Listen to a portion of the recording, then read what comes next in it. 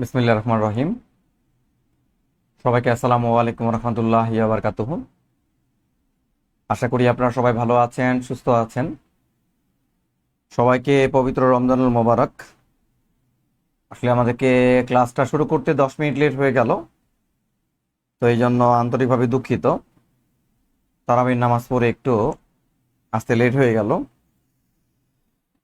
সবাই দ্রুত যুক্ত হয়ে যান। সবাই ঠিকঠাকভাবে শুনতে পাচ্ছেন কিনা, ক্লিয়ার ক্লিয়ার শুনতে পাচ্ছেন কিনা কমেন্টের মাধ্যমে জানান। আমাদেরকে ক্লাসটা শুরু করতে 10 মিনিট লেট হয়ে গেল, তো এই জন্য আন্তরিকভাবে দুঃখিত। তারাবির নামাজ পড়ে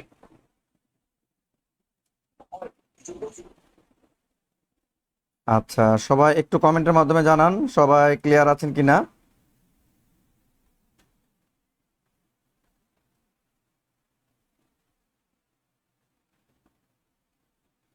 আজকে আমরা সাধারণ জ্ঞানের 3 নাম্বার ক্লাসটি করতে যাচ্ছি।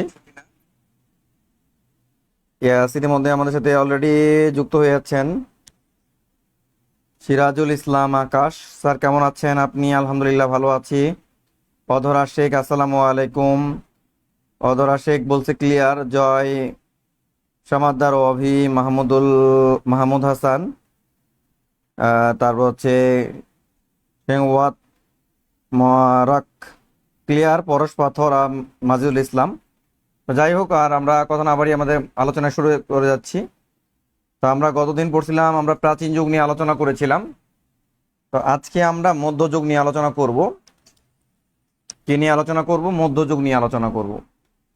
আজকে আমরা আলোচনা করতে যাচ্ছি মধ্যযুগ, মধ্যযুগের যে আমাদের ইতিহাস সেটি।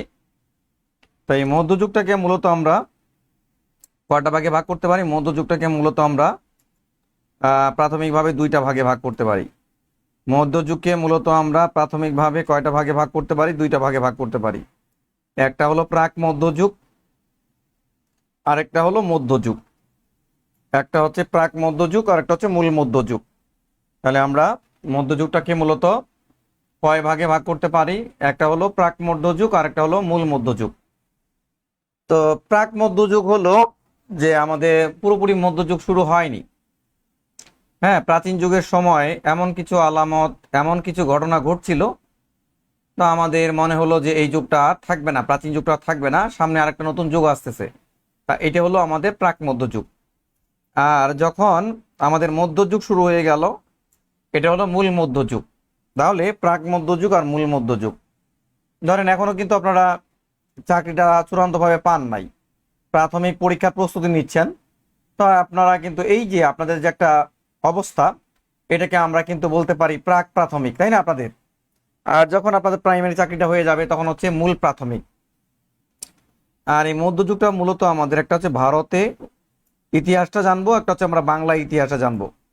তাহলে আমরা জানবো হচ্ছে ভারতের ইতিহাস এবং বাংলার ইতিহাস।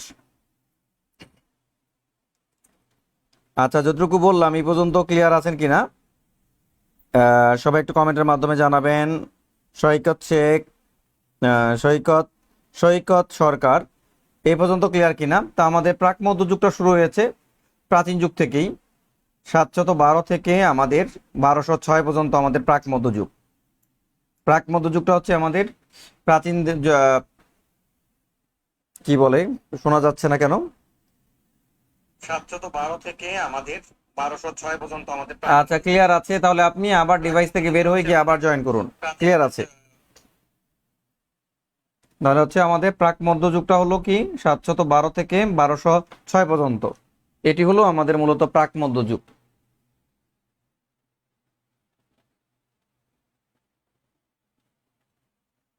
তা আমরা প্রাক মধ্যযুগ কি বললাম? আমরা প্রাক মধ্যযুগটা হলো আমাদের যে 712 সালের থেকে শুরু হয়েছিল 1206 পর্যন্ত যে ইতিহাসটা, সেটা হলো আমাদের প্রাক মধ্যযুগের ইতিহাস।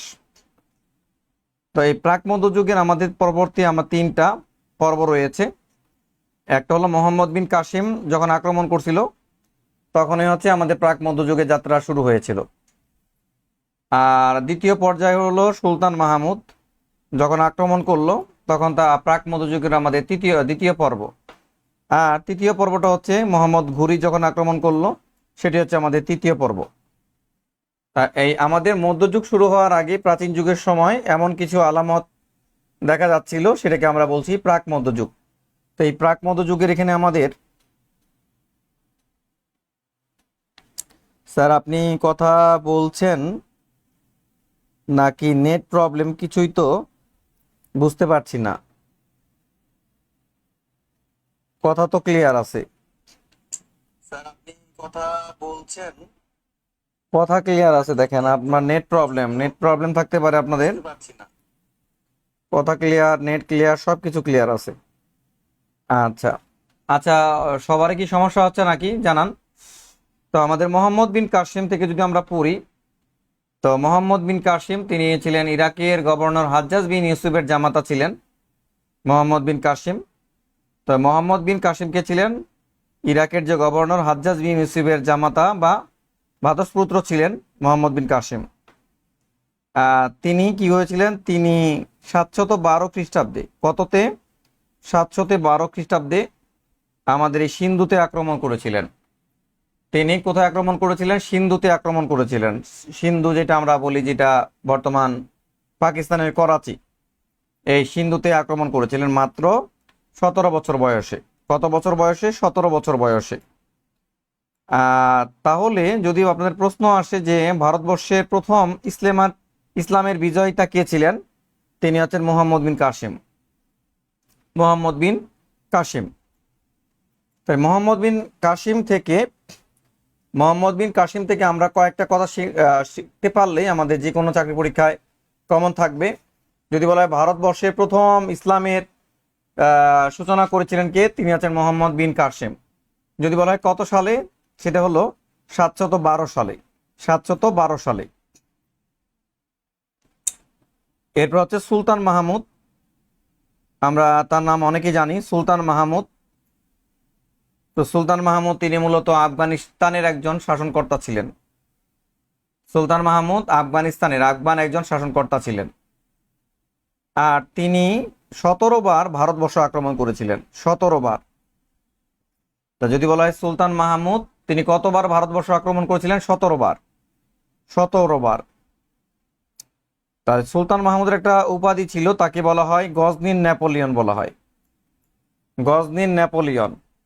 সুলতান মাহমুদকে কি বলা হয়, গজনির নেপোলিয়ন বলা হয়। মানে আজকে যে আধুনিক যে নেপোলিয়ন ছিল ফ্রান্সের, যে ফ্রান্সের নেপোলিয়ন যেমন দিক বিদিক জয় করতেন, অনেক বিস্তার করতেন, তেমনি এই সুলতান মাহমুদ রাজ্যজয় করতেন। এই জন্য তাকে নেপোলিয়নের সাথে তুলনা করা হয়েছিল, যে তাকে বলা হয় গজনির নেপোলিয়ন। গজনিটা হলো কোথায়, আফগানিস্তানে। সুলতান মাহমুদের সভাকবি কে ছিলেন, ফেরদৌসি। তার সভাকবি ছিলেন কে, ফেরদৌসি। আর ফেরদৌসিকে বলা হয় প্রাচ্যের হোমার। ফেরদৌসিকে কি বলা হয়, প্রাচ্যের হোমার বলা হয়। ফেরদৌসিকে কি বলা হয়, প্রাচ্যের হোমার বলা হয়। কেন, কারণ যে আমাদের গ্রিক কবি, মহাকবি হোমারের সাথে তার তুলনা করা হয়, প্রাচ্যের হোমার। ফেরদৌসি একটা গ্রন্থ রচনা করেছিলেন, যেটার নাম হচ্ছে শাহনামা। শাহনামা। যদি বলা হয় যে ফেরদৌসি কর্তৃক রচিত গ্রন্থের নাম কি, শাহনামা। আচ্ছা, এরপর আমরা দেখব যে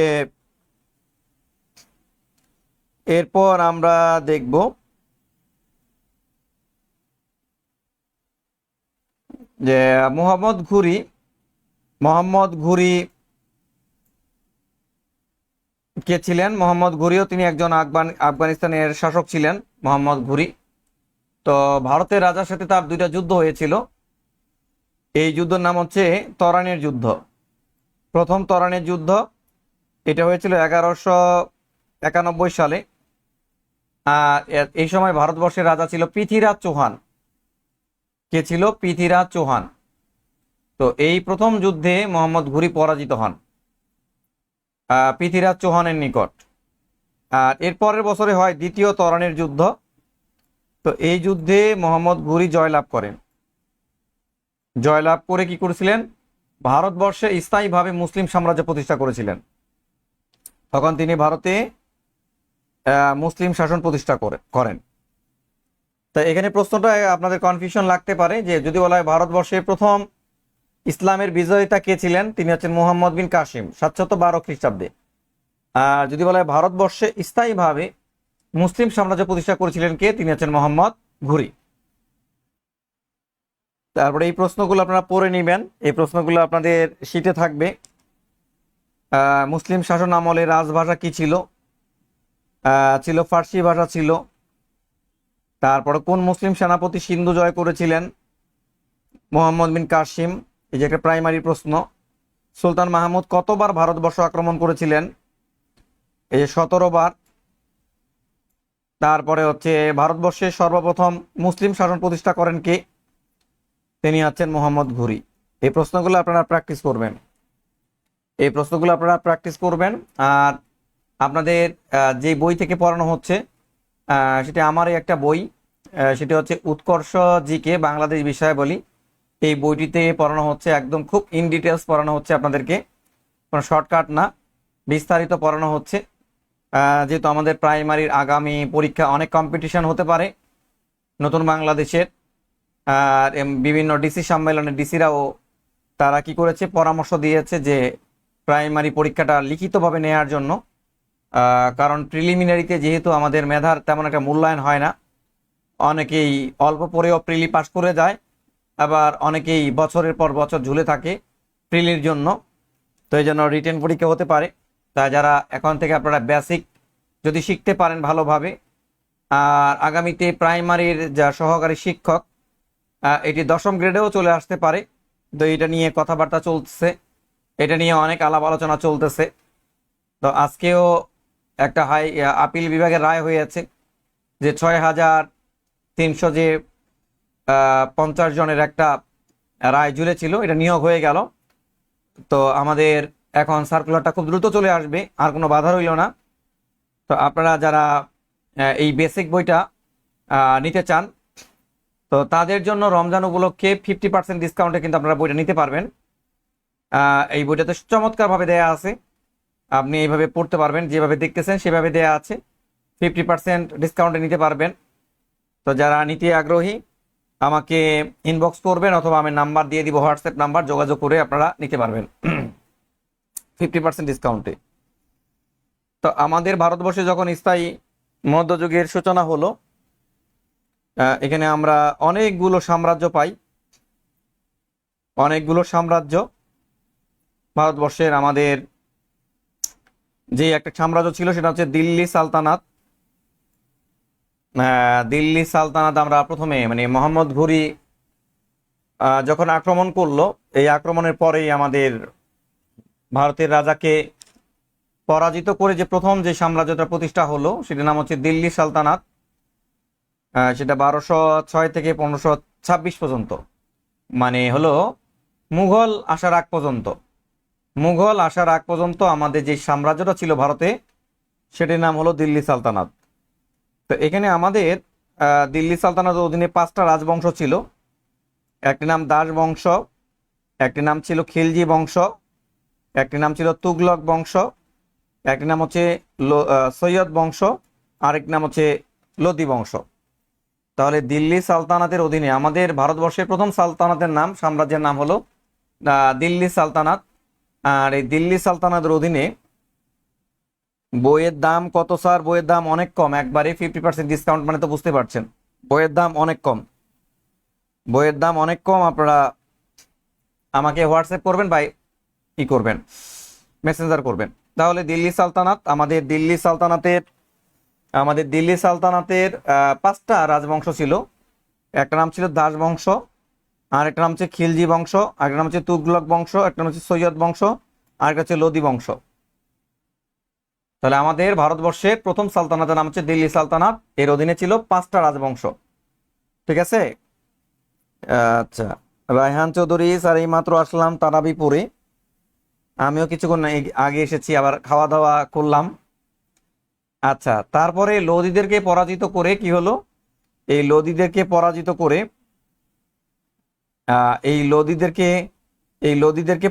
করে পরাজিত করে ভারতে যেই সাম্রাজ্যটা প্রতিষ্ঠিত হলো সেটির নাম কি? সেটির নাম হলো আমাদের মুঘল সাম্রাজ্য। মুঘল সাম্রাজ্য লোদিদেরকে পরাজিত করে লোদীদেরকে পরাজিত করে, হ্যাঁ, লোদীদেরকে পরাজিত করে বাবর যে সাম্রাজ্য প্রতিষ্ঠা করলো সেটার নাম হচ্ছে মুঘল সাম্রাজ্য। তো মুঘলরা ভালোই চললো। মুঘল প্রথমে চালাইলো বাবর, তারপরে হুমায়ুন। মুঘল প্রথমে চালাইলো কে? বাবর, তারপরে হুমায়ুন। এরপর হুমায়ুনের কাছ থেকে আবার দখল করে নিল কে? মানে শেরশাহ সুরি, হ্যাঁ, শের খান, হ্যাঁ, শের শাহ তিনি দখল করে নিলেন। তিনি আবার একটা সাম্রাজ্য প্রতিষ্ঠা করলেন যার নাম হচ্ছে সুর শাসন। কি নাম? সুর শাসন। তার মানে হলো যে হুমায়ুনকে পরাজিত করে শেরশাহ তিনি আবার একটা সাম্রাজ্য, ছোট পরিসরে একটা সাম্রাজ্য প্রতিষ্ঠা করলেন, সেটার নাম হচ্ছে সুর শাসন। এখানে যারা রাজা ছিল, শেরশাহ ছিল, সুলতান, ইসলাম শাহ, ফিরোজ শাহ, মুহম্মদ শাহ, ইব্রাহিম শাহ, সিকান্দার শাহ, আদিল শাহ। পরে আবার আকবর শেরশাহর উত্তরসূরির কাছ থেকে আবার তাদের মুঘল সাম্রাজ্যটা কি করলো? মুক্ত করলো। আবার হচ্ছে মুঘল সাম্রাজ্যটা কি করলো? মুক্ত করলো। আবার মুঘল সাম্রাজ্য প্রতিষ্ঠা হলো। এখানে আকবর আসলো পরবর্তীতে, তারপর জাহাঙ্গীর আসলো, শাহজাহান আসলো, আওরঙ্গজেব আসলো। আচ্ছা, আমি যতটুকু বললাম এই টেবিলটা কি বুঝতে পারছেন কিনা আমাকে একটু কমেন্টের মাধ্যমে জানাবেন। এই টেবিলটা কি আপনারা ক্লিয়ার বুঝতে পারছেন কিনা? টেবিলটা আপনারা বুঝতে পারছেন কিনা? এই বইটা আপনাদেরকে একদম পুরো ধরে ধরে শেষ করে দেব এবং পরীক্ষা নিব। এই পর্যন্ত আপনারা ক্লিয়ার বুঝতে পারছেন কিনা? কাকুলি আক্তার জয়েন করেছেন, দেখেন এই পর্যন্ত ক্লিয়ার বুঝতে পারছেন কিনা। তাহলে আমরা একটু সামনে বাড়াবো। এই পর্যন্ত ক্লিয়ার আছেন কিনা দেখেন। আর কোনো প্রশ্ন থাকলেও আপনারা করবেন কমেন্টের মাধ্যমে। তো চলেন আমরা প্রথমে দিল্লি সালতানাত দিয়ে শুরু করি। দিল্লি সালতানাত আপনারা সব পড়বেন, বাট আমি এখানে মেন মেন জিনিসগুলো নিয়ে আলোচনা করব। দিল্লি সালতানাত আমরা জানলাম যে 5টা রাজবংশ ছিল দিল্লি সালতানাতের অধীনে। কাকলি আক্তার আসসালামু আলাইকুম স্যার। ওয়ালাইকুম আসসালাম। দিল্লি সালতানাত অধীনে আমাদের 5টা রাজবংশ ছিল, সেগুলো তো আমরা জানি। দাস বংশ, খিলজি বংশ, তুগলক বংশ, সৈয়দ বংশ, লোদি বংশ। দাস বংশ আমরা একটু আলোচনা করি। দাস বংশটা শুরু হয়েছিল আমাদের 1206 থেকে 1290 পর্যন্ত। 1206 থেকে 1290 পর্যন্ত আমাদের দাস বংশ। মানে এটা কেন দাস বংশ হলো? এটা দাস বংশ হলো যে মোহাম্মদ ঘুরি পৃথ্বীরাজ চৌহানকে পরাজিত করে তিনি ভারতে একটা কি করলেন? রাজ্য প্রতিষ্ঠা করলেন। যেহেতু মোহাম্মদ ঘুরির কোনো সন্তান ছিল না, নিঃসন্তান ছিলেন, তাই তিনি ভারতের দায়িত্বটা দিয়ে দিলেন তার একজন কৃতদাস যার নাম হলো কুতুবউদ্দিন আইবেক। কি নাম? কুতুবউদ্দিন আইবেক। যেহেতু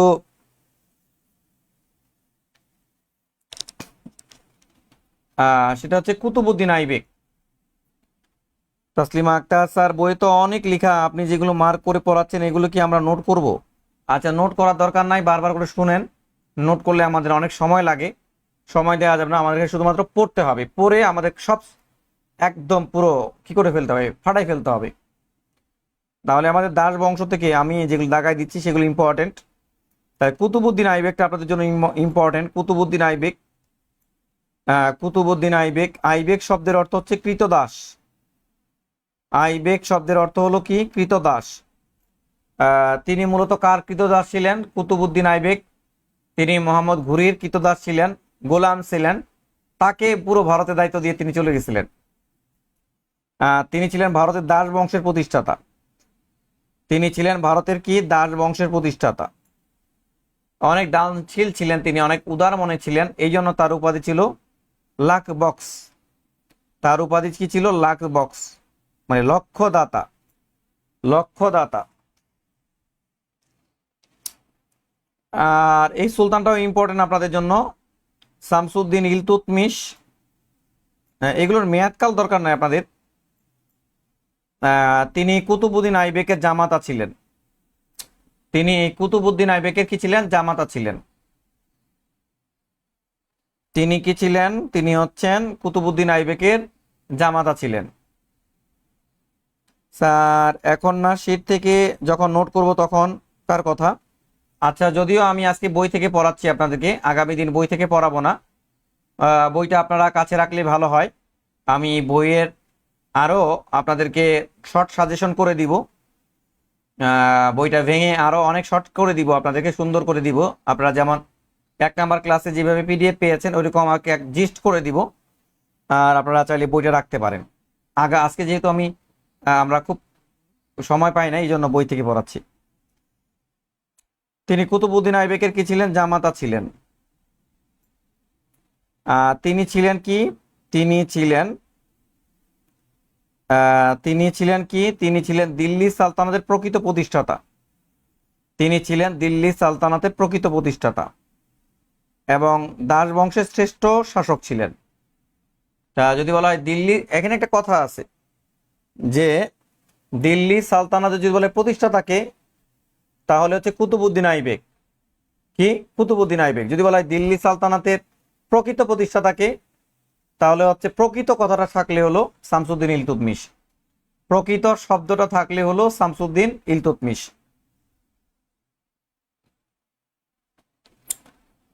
তার অবদান কি ছিল? তিনি হচ্ছে মুসলমান শাসকদের মধ্যে প্রথম ধাতব মুদ্রা চালু করেছিলেন। ইম্পর্টেন্ট, যে মুসলিম শাসকদের মধ্যে প্রথম ধাতুর যে মুদ্রা সেটা তিনি চেয়েছিলেন। তার আমলে, এটার দরকার নাই, আমাদের শাসকদের মধ্যে একজন মহিলা শাসক ছিলেন, যার নাম হচ্ছে সুলতানা রাজিয়া। সুলতানা রাজিয়া, তিনি ছিলেন ইলতুৎমিশের কন্যা ছিলেন। এটা ইম্পর্টেন্ট, তিনি হচ্ছেন ভারতবর্ষের প্রথম মহিলা শাসক। তিনি ছিলেন ভারতবর্ষের প্রথম মহিলা শাসক। তারপর হচ্ছে নাসিরউদ্দিন মাহমুদ, অত ইম্পর্টেন্ট না, দেখে রাখবেন। গিয়াসউদ্দিন বলবান দেখবেন। এরপর আমরা এই সময় আমাদের কিছু স্থাপত্য তৈরি হয়েছিল, যেটা নাম হচ্ছে কুতুব মিনার। এর অবস্থান ছিল দিল্লি, ভারতে। কুতুব মিনার, মানে এই যে দেখেন মিনারটা দেখতে পাচ্ছেন, কুতুব মিনার, এটা দিল্লি, ভারতে। মানে এত বড় উঁচু, মানে শুধু ইট দিয়ে গাঁথনি, এত বড় টাওয়ার বা মিনার পৃথিবীতে আর নাই। শুধুমাত্র ইটের তৈরি একটা মিনারের নাম হচ্ছে কুতুব মিনার। কুতুব মিনার। আর এখান থেকে বন্দে ই চেহেল গান, বন্দে ই চেহেল গান, বন্দে ই চেহেল গান হচ্ছে 40 জন বান্দা বা সেবক ছিল। বন্দে ই চেহেল গান কে ছিল? এটা শামসুদ্দিন ইলতুৎমিশের একটা বড় একটা কি ছিল, যে একটা কমিটি ছিল, একটা সভা ছিল, সেটাকে বলা হচ্ছে বন্দে গিয়ে চেহেল গান, যেটা যেটা প্রতিষ্ঠা করেছিলেন শামসুদ্দিন ইলতুৎমিশ। দেখেন প্রাইমারি প্রশ্ন পারেন কিনা, আমি উত্তরগুলো ঢেকে দিলাম। ভারতের প্রথম মুদ্রা প্রবর্তন করেন কে? বলেন, ভারতের প্রথম মুদ্রা প্রবর্তন করেন কে? ভারতের প্রথম মুদ্রা প্রবর্তন করেন কে? উত্তর করুন পারলে। প্রাইমারি প্রশ্ন, ভারতের প্রথম মুদ্রা প্রবর্তন করেন কে? উত্তর করুন সবাই। ভারতের প্রথম মুদ্রা প্রবর্তন করেন কে? এটা একটা কনফিউশন প্রশ্ন, কোথাও আছে শেরশাহ, কোথাও আছে ইলতুৎমিশ। তো এটার উত্তরটা হবে শেরশাহ। এটার উত্তর কি হবে? শেরশাহ। ভারতে যদি বলে প্রথম মুদ্রা প্রবর্তন করেন কে? শেরশাহ। আর যদি বলা হয় ভারতবর্ষে প্রথম আরবি মুদ্রা, মানে আরব জাহানের মতো মুদ্রা প্রবর্তন করেন কে, তাহলে দিবেন ইলতুৎমিশ। আশা করি ব্যাপারটা বুঝতে পারছেন।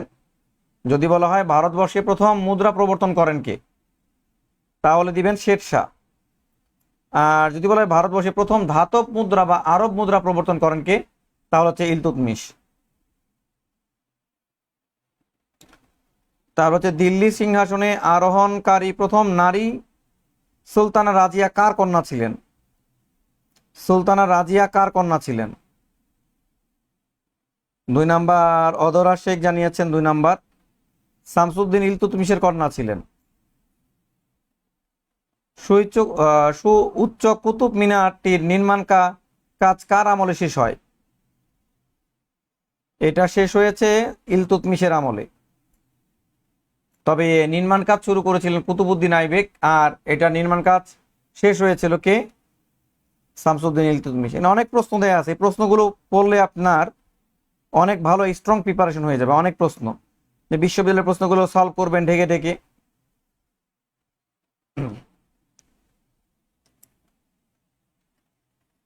তাহলে আমাকে একটু কমেন্টের মাধ্যমে জানান যে দিল্লি সালতানাতটা কি আপনারা বুঝতে পেরেছেন কিনা, দিল্লি সালতানাতটা ক্লিয়ার হয়েছেন কিনা সবাই জানান। দিল্লি সালতানাতে ক্লিয়ার হয়েছেন কিনা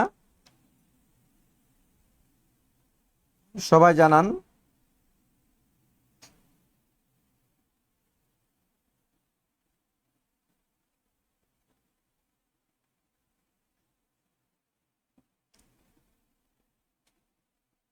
দিল্লি সালতানাত ক্লিয়ার থাকলে সবাই জানান। আমরা তো দাস বংশ পড়লাম, পরবর্তী হচ্ছে আমাদের খিলজি বংশ। দিল্লি সালতানাতের দ্বিতীয় রাজবংশ নাম হচ্ছে খিলজি বংশ। এটা কিন্তু খলজি না, যেমন ইখতিয়ার উদ্দিন মোহাম্মদ বখতিয়ার খলজি না, এটা হলো কি খিলজি। এটা কি বলেন? এটা হলো খিলজি বংশ। জালালউদ্দিন খিলজিটা ইম্পর্টেন্ট না, শুধুমাত্র রাখবেন আলাউদ্দিন খিলজি। আলাউদ্দিন খিলজি, আলাউদ্দিন খিলজি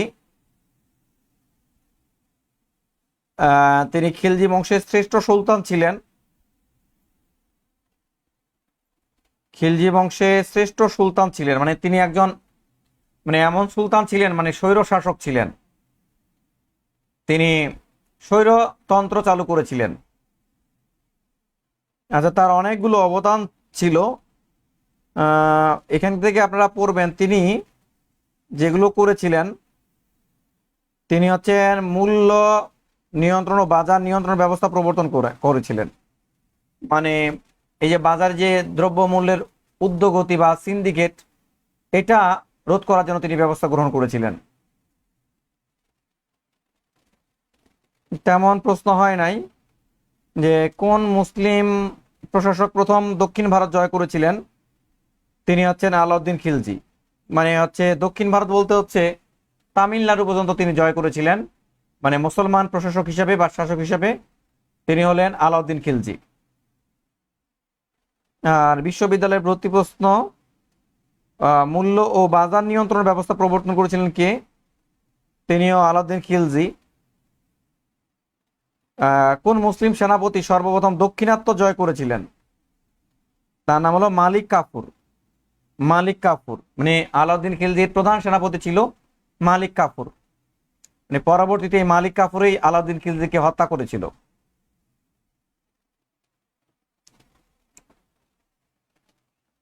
এরপরে আমরা বলবো তুগলক বংশ। আমাদের একটা বাগধারা আছে না যে তুগলকি কাণ্ড, এমন ভাবে আমরা একটা বাগধারা ইউজ করি না যে তুগলকি কাণ্ড, বিরাট একটা কাণ্ড, আহাম্মকি একটা কাণ্ড। এই যে তুগলক থেকে কিন্তু এই শব্দটা আসছে, তুগলকি কাণ্ড, সে একটা তুগলকি কাণ্ড ঘটিয়ে দিয়েছে। এখানকার সুলতানরা তেমন একটা দক্ষ ছিলেন না। তো এখান থেকে ইম্পর্টেন্ট হচ্ছে আপনাদের মোহাম্মদ বিন তুগলক। মোহাম্মদ বিন তুগলক, মোহাম্মদ বিন তুগলক তিনি ব্যক্তিগতভাবে কোরআনের হাফেজ ছিলেন। তিনি আল্লাহর প্রেমে, নবীর প্রেমে এত মশগুল ছিলেন, এত পাগল ছিলেন, এই জন্য তাকে বলা হতো পাগল রাজা। কি বলা হতো তাকে? পাগল রাজা। তাকে বলা হতো পাগল রাজা। তিনি সোনা এবং রূপার মুদ্রার বিপরীতে তামার মুদ্রা চালু করেছিলেন। তামার মুদ্রা চালু করেছিলেন। তার আমলেই সুদূর মরক্কো, আফ্রিকার মরক্কো থেকে ভারতবর্ষে এসেছিলেন কে? Ibn Battuta. ভারতবর্ষে কে আসছিলেন? Ibn Battuta. ইবনে বতুতা ভারতবর্ষে আসছিলেন। ইবনে বতুতাকে তিনি কাজীর পদে নিয়োগ দিয়েছিলেন। কিসের পদে? কাজীর পদে। কাজী এটা কাজী না যে মিয়া বিবি রাজি তো কে আকারেগা কাজী। এই কাজীর পদ না, এই কাজী মানে হলো বিচারক, প্রশাসনের দায়িত্ব দিয়েছিলেন। তার অনেকগুলো অবদান ছিল, অবদানগুলোর মধ্যে আপনারা পড়বেন এখান থেকে। তিনি তামার প্রতীকী মুদ্রা চালু করেছিলেন। তামার প্রতীকী মুদ্রা আর লাগবে না এখান থেকে। দেখেন এখান থেকে এই যে প্রশ্নগুলো আপনারা প্যাটার্ন দেখলে বুঝতে পারবেন। মানসু মানসুরা আক্তার, মানসুরা, আসসালামু আলাইকুম। ওয়ালাইকুম আসসালাম। আচ্ছা দেখেন এই পর্যন্ত আপনারা বুঝতে পেরেছেন কিনা। দেখেন ভারতের প্রথম প্রতীক মুদ্রা প্রবর্তন করেছিলেন কে? মুহাম্মদ বিন তুগলক। কমন আর কমন, সোনা ও রূপার পরিবর্তে প্রতীক তামার মুদ্রা প্রচলন করেছিলেন কে? মোহাম্মদ বিন তুগলক। এবার প্র্যাকটিস করতে হবে, শুধু টপিক ধরে ধরে পড়লে চলবে না, টপিক অনুযায়ী যে বিগত সালের প্রশ্নগুলো প্র্যাকটিস করলে আপনার সাধারণ জ্ঞান একদম পুরো, হ্যাঁ কি হবে, পুরো প্রস্তুতিতে ক্ষীর হয়ে যাবে, দুধ জমে একদম পুরো ক্ষীর হয়ে যাবে আপনার। আমাদের প্রস্তুতিতে ক্ষীর দরকার, কি বলেন? তুগলক বংশের আমাদের শাসনকালটা কত ছিল? তুগলক বংশের শাসনকাল হচ্ছে আমাদের 1320 থেকে 1414, প্রায় 100 বছর।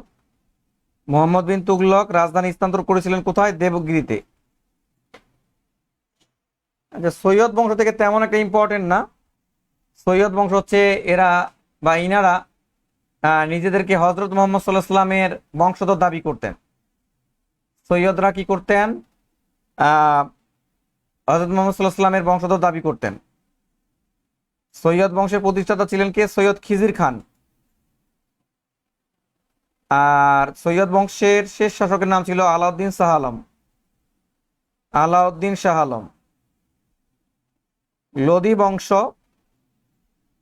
লোদি বংশ, এই বংশের প্রতিষ্ঠাতা ছিলেন বাহালুল খান লোদি। আর এই বংশের শেষ শাসক ছিলেন ইব্রাহিম লোদি। আর ইব্রাহিম লোদিকে পরাজিত করেছিলেন সম্রাট বাবর। কিসের যুদ্ধের মাধ্যমে? পানিপথের প্রথম যুদ্ধের মাধ্যমে। পানিপথের প্রথম যুদ্ধ। পানিপথ মানে ওই পথ না যে একদম আপনার বৃষ্টির পানি দিয়ে যে পথ হয়েছে সেটা পানিপথ কিন্তু না। পানিপথ হচ্ছে একটা জায়গার নাম যেটা ভারতের হরিয়ানা রাজ্যের যমুনা নদীর তীরে অবস্থিত। হরিয়ানা রাজ্যের যমুনা নদীর তীরে অবস্থিত, সেটাকে বলে পানিপথ। পানিপথ। এখানে বাবরের সাথে যুদ্ধ করছিলেন 1526 খ্রিস্টাব্দে। আর এই যুদ্ধে ইব্রাহিম লোদি পরাজিত হন।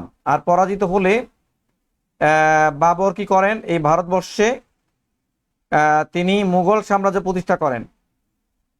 কোন সাম্রাজ্য প্রতিষ্ঠা করেন? মুঘল সাম্রাজ্য প্রতিষ্ঠা করেন। পানিপথের যুদ্ধ কিন্তু আরো হয়েছিল। প্রথম পানিপথ যুদ্ধ হয়েছিল 1526 সালে। দ্বিতীয় পানিপথ হয়েছিল কবে? 1556 সালে। কার কার মধ্যে? আকবরের সেনাপতি বৈরাম খান সাথে আর আদিল শাহ সুরির প্রধানমন্ত্রী হিমুর সাথে। তাহলে কার কার সাথে? আকবরের সেনাপতি বৈরাম খান এবং হিমুর সাথে যুদ্ধে কে জয়লাভ করেছিল? আকবর। ফলে আকবর দিল্লি অধিকার করেছিলেন। মানে মুঘল সাম্রাজ্য তো আপনারা জানেন শেরশাহ দখল করেছিল, তার কাছ থেকে মুক্ত করেছিল আকবর এই যুদ্ধের মাধ্যমে। তৃতীয় পানিপথ এটি হয়েছিল 1761-তে। ইম্পর্টেন্ট, এটা হলো আফগানিস্তানের সম্রাট আহমেদ শাহ আবদালি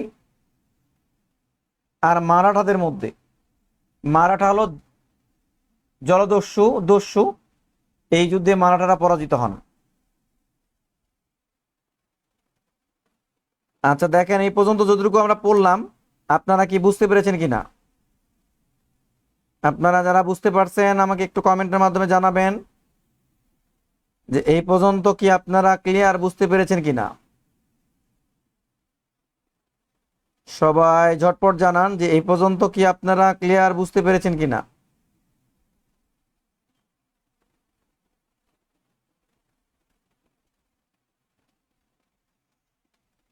এই পর্যন্ত যদি আপনারা বুঝতে পারেন তাহলে আমরা কিছু প্রশ্ন দেখি। এখানে প্রশ্ন এটা ব্যাংক প্রশ্ন। সৈয়দ বংশের প্রতিষ্ঠাতা কে ছিলেন? প্রাইমারি প্রশ্ন। তিনি হচ্ছেন খিজির খান। এই প্রাইমারি অনেকগুলো প্রশ্ন আসছে এখানে, এটা গুরুত্বপূর্ণ আপনাদের। তৈমুর লং ভারত আক্রমণ করেন কবে? প্রাইমারি প্রশ্ন। 1398 সালে তৈমুর লং। তৈমুর লং মূলত তিনি খোরা ছিলেন, এই জন্য তাকে বলা হতো লং। লং মানে হচ্ছে ল্যাংরা, এই জন্য তাকে বলা হতো লং, তৈমুর লং। মানে মধ্য এশিয়া থেকে ভারতবর্ষে আক্রমণ করেছিল। পানিপথ কোথায় অবস্থিত? দিল্লির অদূরে। প্রথম পানিপথের যুদ্ধ হয় কবে? 1526 সালে। প্রথম পানিপথের যুদ্ধে কে কাকে পরাজিত করছেন? বাবর ইব্রাহিম লোদিকে পরাজিত করছেন। আচ্ছা দেখেন এই পর্যন্ত কি ক্লিয়ার আছেন কিনা সবাই আমাকে একটু কমেন্টের মাধ্যমে জানাবেন। কমেন্ট করেন, আপনাদের কমেন্ট কিন্তু অনেক কম। অনেক কমেন্ট করতে হবে, হাত খুলে কমেন্ট করতে হবে।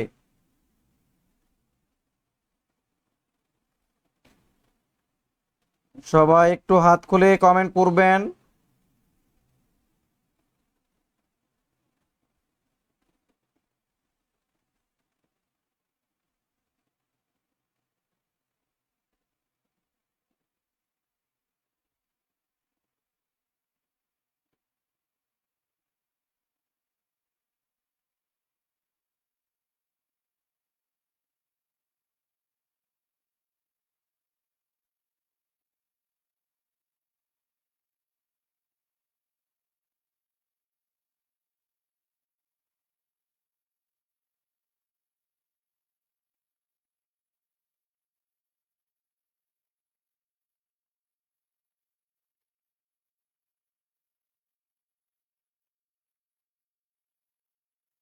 আচ্ছা আমরা দেখতে পাচ্ছি যে সবাই বলছে ক্লিয়ার। কোনো প্রশ্ন থাকলে করতে পারেন।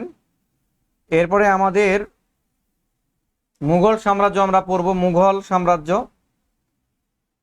ইব্রাহিম লোদিকে পরাজিত করে বাবর কি করলেন? মুঘল সাম্রাজ্য প্রতিষ্ঠা করলেন। এই মুঘল সাম্রাজ্যের মেয়াদকালটা ছিল কত?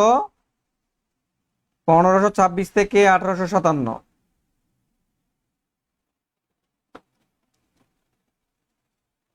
এখানে মুঘলদের আমাদের সব এখান থেকে গুরুত্বপূর্ণ সবগুলোই, সবগুলো থেকে আমরা সম্রাটগুলো পড়ব মুঘলদের। জহিরুদ্দিন বাবর, তিনি বেশি দিন ক্ষমতায় ছিলেন না। 1526 থেকে 1530 পর্যন্ত ক্ষমতায় ছিলেন। তিনি ছিলেন মুঘল সাম্রাজ্যের কি ছিলেন? প্রতিষ্ঠাতা। তার জন্মটা কোথায়? ভারতে কিন্তু না, তার জন্ম হচ্ছে মধ্য এশিয়ার দেশ, মুসলমান দেশ, উজবেকিস্তানের ফারগানা রাজ্যে। উজবেকিস্তানের ফারগানা রাজ্যে। এই বাবরের জন্ম কোথায়? উজবেকিস্তানের ফারগানা রাজ্যে। ক্ষমতা গ্রহণ করছেন 12 বছর বয়সে। 12 বছর বয়সে, মানে এত অল্প বয়সে তিনি ক্ষমতা দখল করছেন। চিন্তা করছেন কি রকম কি ছিল? রাশেদুল রাশেদ জি আলহামদুলিল্লাহ, হাফ ক্লিয়ার। কারণ কিছুক্ষণ আগে জয়েন করলাম। একটু আগে জয়েন করার চেষ্টা করবেন, যত অ্যাডভান্স হবেন, যেহেতু এখন প্রতিযোগিতা অনেক। কারণ আপনাদের এই প্রাইমারি, আপনারা হবেন জাতি গড়ার শ্রেষ্ঠ কারিগর। তো আপনাদের পরীক্ষাটা কিন্তু অনেক কম্পিটিশনের মাধ্যমে নিয়োগ করা হবে, অনেক কঠিন হবে। আচ্ছা, বাবরের একটা আত্মজীবনী আছে, সেটার নাম হলো তুজুকি বাবর বা বাবর নামা। তুজুকি বাবর বা বাবর নামা। আর যদি বলা হয় বাবরের সমাধি কোথায় আছে? আফগানিস্তানের কাবুলে। আফগানিস্তানের রাজধানী কাবুল। এখান থেকে গুরুত্বপূর্ণ সবগুলোই, আমি যেগুলো জায়গায় দিচ্ছি সেগুলোই পরীক্ষার প্রশ্ন। যে মুঘল সাম্রাজ্যের প্রতিষ্ঠাতা কে ছিলেন? সম্রাট বাবর।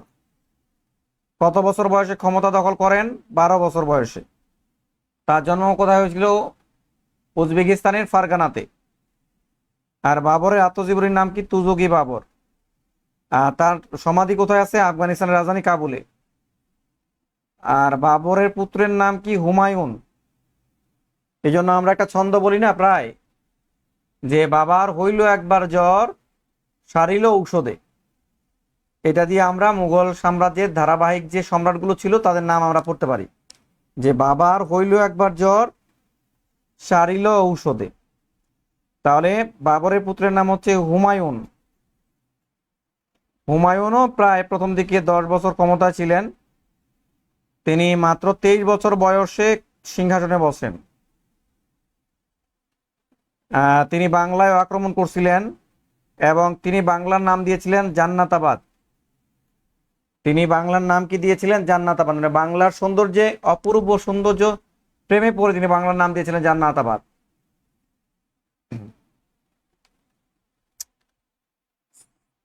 আচ্ছা স্যার, এত অল্প বয়সে তারা কি বুঝতো? হ্যাঁ, আচ্ছা, তারা অনেক ম্যাচিওর ছিল আগে, ভালো খাবার খাইতো, ভিটামিন যুক্ত, ফরমালিন ছিল না, অনেক ভালো বুঝতো। তারা আরো ভালো দেশ চালিয়েছে। আর তরুণদের মধ্যে যে সাহসটা থাকে, অন্যান্যদের মধ্যে সাহসটা থাকে না। মনে করেন আমি যে সাহসী, তার তুলনায় আপনারা বেশি সাহসী, আপনারা বুক পেতে দিতে পারবেন। কিন্তু আমরা যারা বৃদ্ধ, তারা কিন্তু এই সাহসটা নিতে পারবো না, আমরা রিস্ক নিতে পারবো না। তো এই জন্য তরুণরা হলো শক্তি। তবে বয়স্কদের যে জিনিসটা আছে সেটা হচ্ছে অভিজ্ঞতা আছে। তো শেরশাহর কাছে তিনি পরাজিত হয়েছিলেন দুইটা যুদ্ধে।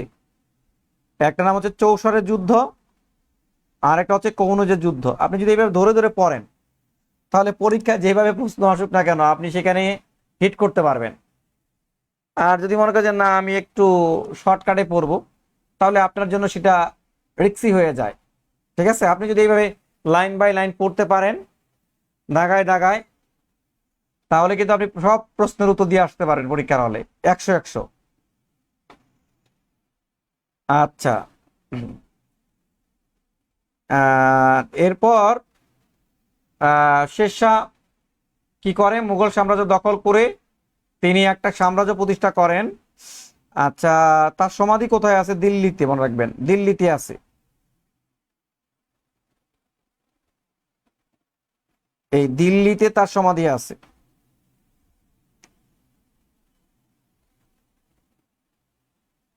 সাইমা বিনতে লুবাবা, বুঝতেই পারলাম না কখন ক্লাস শুরু হলো। 10টায় ক্লাস শুরু, 10টায়। এর আগেই সবকিছু কমপ্লিট করে রাখবেন, খাওয়া দাওয়া, তারাবির নামাজ, সবকিছু করে একদম দুনিয়াবি আমলে বসবেন। তা এই হুমায়ুনের কাছ থেকে কি করলো? শেরশাহ দখল করে নিল সাম্রাজ্য, আর নাম রাখলো কি? সুর শাসন, সুর শাসন। তো এই যে শেরশাহ দেখেন, গোপ দেখলেই বোঝা যায় কেমন শিকারী, বুঝতে পারছেন? গোপ দেখলেই বোঝা যায় যে শিকারী কেমন। তার অবদানগুলো পরীক্ষার জন্য ইম্পর্টেন্ট। তিনি ঘোড়ার ডাক প্রচলন করেন।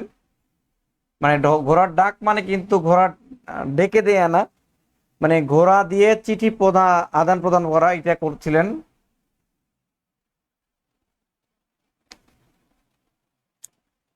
তারপরে হচ্ছে তিনি এই যে আমাদের যে প্রথম রুপিয়া নামক মুদ্রা চালু করেন। তিনি আফগান দুর্গ নির্মাণ করেন, যেটা বর্তমানে আমাদের ঢাকা কেন্দ্রীয় কারাগার। ঢাকা কারাগার কিন্তু আমাদের একটা চাংখারপুলে আছে। আর আরেকটা হলো যে এটা স্থানান্তরিত হয়েছে কেরানীগঞ্জ, এটা না, যেটা ঢাকার চাংখারপুলে, সেটা ঢাকার এই কারাগারের আগের নাম ছিল আফগান দুর্গ। তো ঢাকা কেন্দ্রীয় কারাগারের নাম কি ছিল? আফগান দুর্গ। তিনি কি করেন? পাটরা, এইটা একটা প্রথা চালু করেন। আর একটা হচ্ছে কবুলিয়াত, একটা প্রথা চালু করেন। মানে পাটরা মানে হলো মালিকানা, আর কবুলিয়াত মানে হচ্ছে চুক্তি দলিল। মানে এই যে যে জমি জামা সংক্রান্ত মালিকানা বা চুক্তি দলিল তিনি করেছিলেন। তিনি একটা সড়ক নির্মাণ করছিলেন আমাদের সোনারগাঁও থেকে একদম লাহোর পর্যন্ত, 3000 মাইল দৈর্ঘ্য একটা সড়ক, যেটা নাম ছিল সড়ক-ই আজম। পরবর্তী ইংরেজরা এটার নাম দিয়েছিলেন grand trunk road, grand trunk road. আচ্ছা দেখেন, এই পর্যন্ত কি আপনারা বুঝতে পারছেন কিনা? ক্লিয়ার? সবাই একটু কমেন্ট করবেন এই পর্যন্ত কি ক্লিয়ার বুঝতে পারছেন কিনা। যারা বুঝতে পারছেন একটু কমেন্ট করবেন, পবিত্র রমজান মাসে কমেন্ট করবেন এই পর্যন্ত কি বুঝতে পেরেছেন কিনা।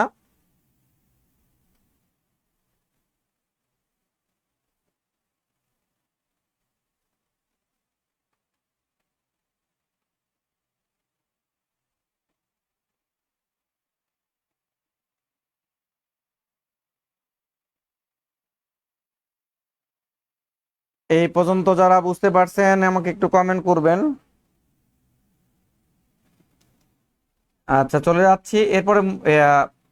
শেরশাদের শেরশাদের বংশধরের কাছ থেকে মুঘলদেরকে উদ্ধার করছিলেন কে?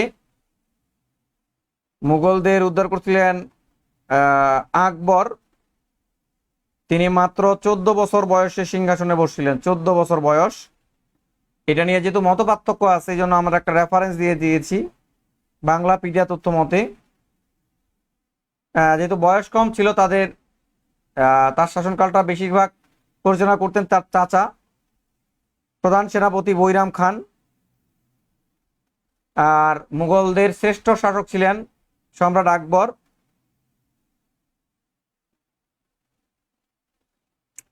সম্রাট আকবরের অবদানের মধ্যে পড়বেন আপনারা মনস মনস মনসবদারি প্রথা চালু করেছিলেন। মনসবদারি প্রথা মানে একটা সামরিক বিভাগ তিনি চালু করেছিলেন। আর ইম্পর্টেন্ট হচ্ছে তিনি এত সালে জিজিয়া কর মানে অমুসলিমদের উপরে কর ধার্য করা এটা বাদ দিয়েছিলেন।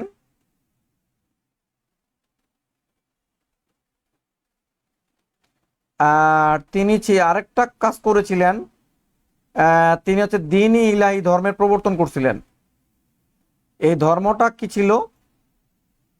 এই ধর্মটা ছিল হলো যে হিন্দু, মুসলমান, খ্রিস্টান, বৌদ্ধ এরকম সব ধর্মকে নিয়ে একটা একটা নিজের মতো তৈরি করা একটা মতবাদ তিনি তৈরি করেছিলেন, যার নাম ছিল দ্বীন-ই ইলাহি। দ্বীন-ই ইলাহি। আর এই ধর্মের অনুসারী ছিল মাত্র 18 জন। কতজন? 18 জন। আর তিনি এইটা পরীক্ষায় প্রায় প্রশ্ন আসে যে বাংলা সনের প্রবর্তন কে করেছিলেন? বাংলা সনের প্রবর্তন করেছিলেন সম্রাট আকবর। এই যে 1584 সালে। 1584 সালে।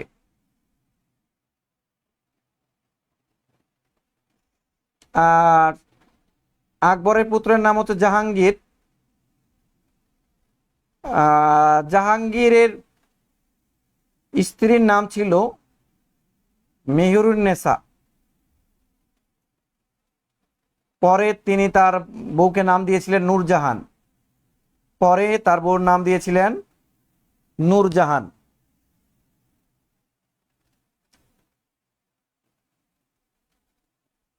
মানসুর আক্তার ক্লিয়ার, ক্লাসের লোকেশন পাই না স্যার, কিভাবে পাবো?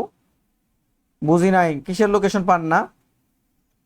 আচ্ছা, মানে সম্রাট জাহাঙ্গীর একজন বিধবাকে বিয়ে করেছিলেন, দেখতে অনেক সুন্দর রূপসী বিধবা ছিল তিনি।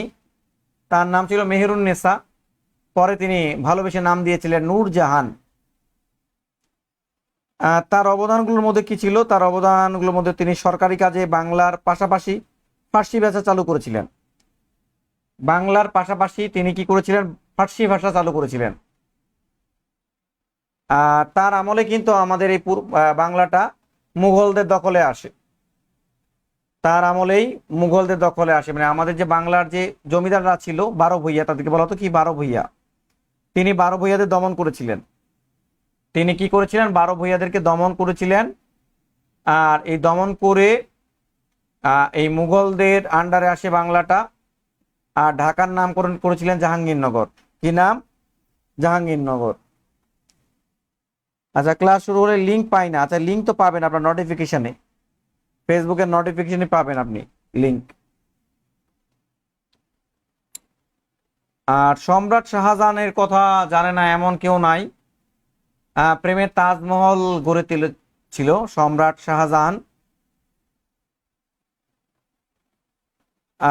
তিনি স্থাপত্য শিল্পের অনেক উন্নত ছিল, তার তার জন্য তাকে বলা হতো প্রিন্স অফ বিল্ডার্স। কি বলা হতো? Prince of builders. তার মাথায় যে মুকুটটা তিনি পরতেন, এখানে শোভা পেত কোহিনূর হীরা, মানে পৃথিবীর মধ্যে সবচেয়ে বড় হীরার নাম ছিল কোহিনূর হীরা। যে হীরাটা বর্তমান লন্ডনে রয়েছে, মানে ব্রিটিশরা চুরি করে নিয়ে যায় এই কোহিনূর হীরা।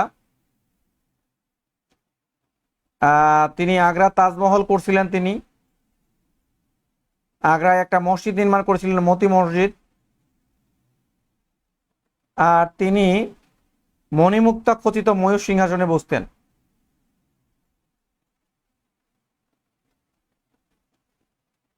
আর আরেকজন সম্রাট মুঘলদের, তিনি হচ্ছেন সম্রাট আওরঙ্গজেব।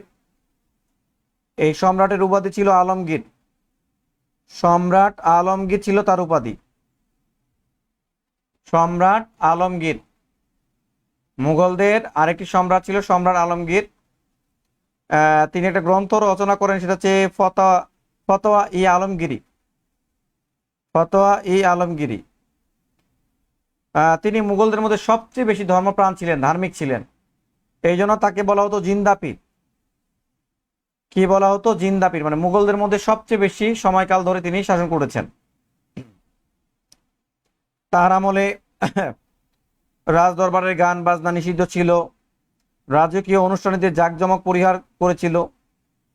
কুচবিহারের নাম রেখেছেন আলমগীর নগর। তার আমলে জিজিয়া কর পুনরায় চালু হয়েছিল, মানে যেটা আকবর বন্ধ করেছিল, যে অমুসলিমদের উপর কর নেয়া, তার আমলে আবার চালু হয়েছিল। আর হচ্ছে দ্বিতীয় বাহাদুর শাহ, তিনি হচ্ছেন সর্বশেষ মুঘল সম্রাট, মানে 19তম। আমাদের 19 জন মুঘল সম্রাট ছিলেন, তার মধ্যে হচ্ছে দ্বিতীয় বাহাদুর শাহ হচ্ছে সর্বশেষ। তো তিনি যখন ছিলেন ক্ষমতায়, তখন ভারতবর্ষে একটা বিপ্লব হয়েছিল, বিদ্রোহ হয়েছিল, সেটির নাম হচ্ছে সিপাহী বিদ্রোহ। কোন বিদ্রোহ হয়েছিল? সিপাহী বিদ্রোহ হয়েছিল। তো এই সিপাহী বিদ্রোহের সময় বিদ্রোহীদেরকে সাপোর্ট করেছিলেন তিনি। তাই ব্রিটিশরা তাকে ভারতবর্ষ থেকে নির্বাসন দিয়েছিল কোথায়? বার্মাতে। বার্মার বর্তমান নাম হচ্ছে মিয়ানমারের রেঙ্গুনে। মিয়ানমারের রেঙ্গুনে তাকে নির্বাসন দিয়েছিল। আর এখানেই তার সমাধি রয়েছে, রেঙ্গুনেই তার সমাধি রয়েছে।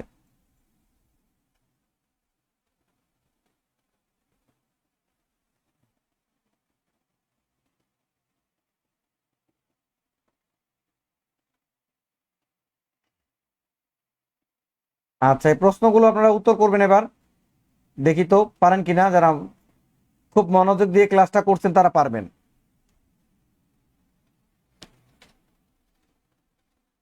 1 নাম্বার উত্তর করেন, কোন আমলে মসলিন কাপড় ঢাকায় তৈরি হতো? বলেন। প্রশ্ন নাম্বার 1। প্রশ্ন নাম্বার 1 এর উত্তর দিবেন, কোন আমলে মসলিন কাপড় ঢাকায় তৈরি হতো?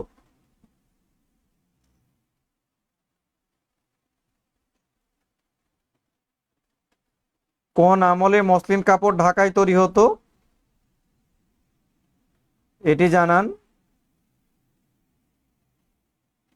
প্রশ্ন নাম্বার 1, দেখেন প্রাইমারি প্রশ্ন। সবাই 1 নাম্বার উত্তর করুন। কোন আমলে মসলিন কাপড় ঢাকায় তৈরি হতো? কার আমলে মসলিন কাপড় ঢাকায় তৈরি হতো?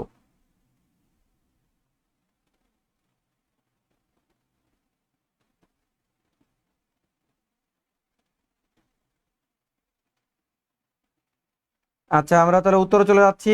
এটি হলো মুঘল আমলে।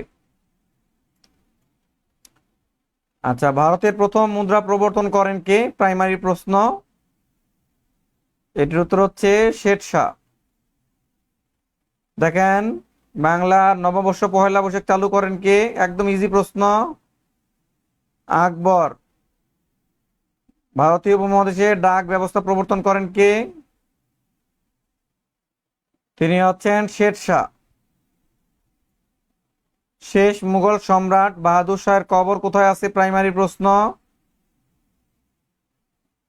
এটি আছে ইয়াঙ্গুনে। ইয়াঙ্গুনে আছে, কারণ ব্রিটিশরা তাকে নির্বাসন দিয়েছিল। আচ্ছা, ভারতবর্ষে মুসলিম শাসনামলের রাজভাষা কি ছিল? নিবন্ধনের প্রশ্ন, ফার্সি। পানিপথের তৃতীয় যুদ্ধ হয় কবে? 1761 সালে। ময়ূর সিংহাসনের নির্মাতা কারা ছিলেন?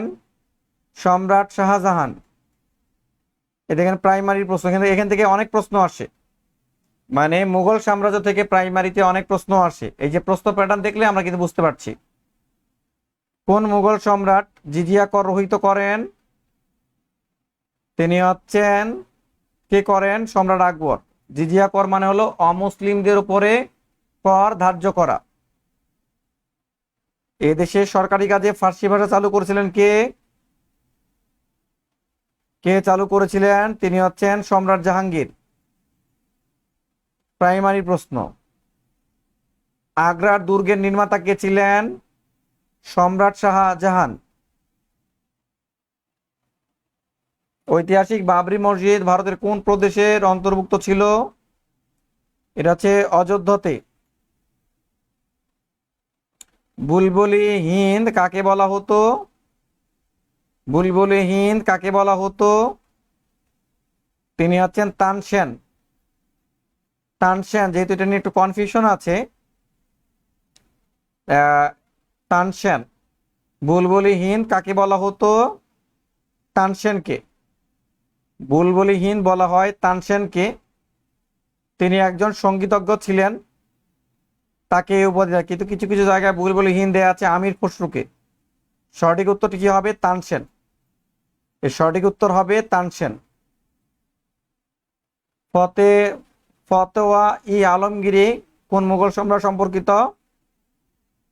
সম্রাট আওরঙ্গজেব।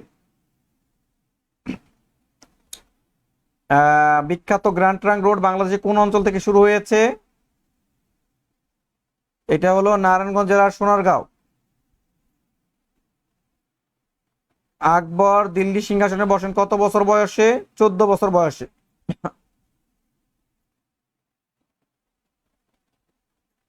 মুঘল সম্রাট আকবরের পিতামহ কে ছিলেন? পিতামহ মানে দাদা। দাদা ছিলেন বাবর। পানিপথে যুদ্ধ কখন হয়? এটি 1526-এ প্রথমটা হয়। পানিপথটা কোথায়? দিল্লির অদূরে। তৃতীয় পানিপথের যুদ্ধে কে কাকে পরাজিত করেছিলেন? শাহ আবদালি মারাঠাদেরকে পরাজিত করেছিলেন। তারপরে যে বিশ্ববিদ্যালয়ের প্রশ্নগুলো আছে, এগুলো প্র্যাকটিস করতে হবে প্রচুর পরিমাণে। তারপরে আমরা আগামী ক্লাসে পড়ব বাংলায় মধ্যযুগ। আগামী দিন আমরা পড়ব বাংলায় মধ্যযুগ। আর আগামীকাল আপনাদের পরীক্ষা হবে গুগল ফর্মের মাধ্যমে। আপনাদের পরীক্ষা হবে 1 নাম্বার ক্লাস এবং 2 নাম্বার ক্লাস, মানে বাংলাদেশের ভৌগোলিক পরিচিতি এবং প্রাচীন যুগের উপর ক্লাস হবে, পরীক্ষা হবে। সবাই আপনারা ভালোভাবে প্রিপারেশন নিয়ে পরীক্ষা দিবেন।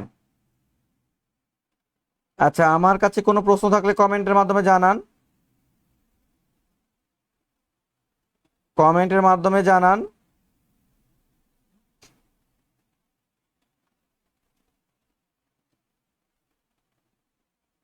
এই 10টায় তো তারাবি নামাজ শেষ হয়ে যায়। 10টায় শেষ হয়ে যায় তারাবির নামাজ।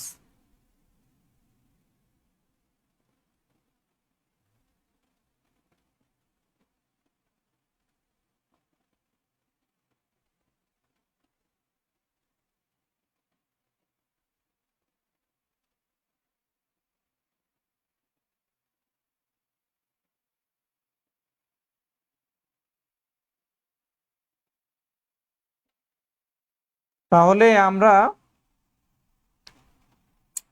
আজকের মতো এই ক্লাসটি রাখতেছি।